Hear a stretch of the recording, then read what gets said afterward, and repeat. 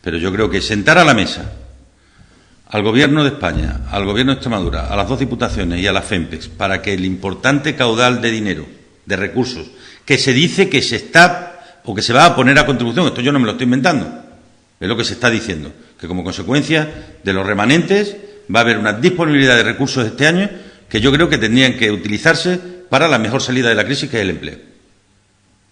Y digo más, si quieren que los partidos no participemos, ¿vale? Que no participemos. Sería mejor que pudiéramos participar todos, teniendo en cuenta que en España no hay en Extremadura no hay ningún partido que tenga mayoría absoluta. Pero ser capaces de ponerse de acuerdo sobre en qué o a qué destinar ese dinero que se traduzca en empleo y empleo de la máxima calidad, primero porque es lo que hemos venido diciendo desde hace tiempo.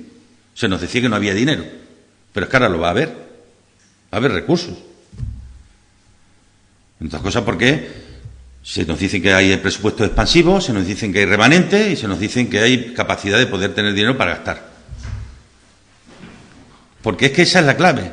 Porque eso es lo que nos puede permitir decir que salimos de la crisis no en números, sino en personas, con empleo. Y además estoy convencido que si se hace bien y se hace con empleos con una mínima calidad, es decir, con derechos, estoy convencido que por cada 2 se generará uno nuevo.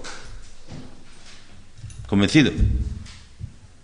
Y eso es lo que hemos venido defendiendo nosotros desde el principio, y me gustaría que ahora se entendiera. Y digo, lo he dicho empezando por plantearme qué haría yo si estuviera gobernando. Evidentemente que como no lo estoy, los que están gobernando son los que toman las decisiones, ¿no?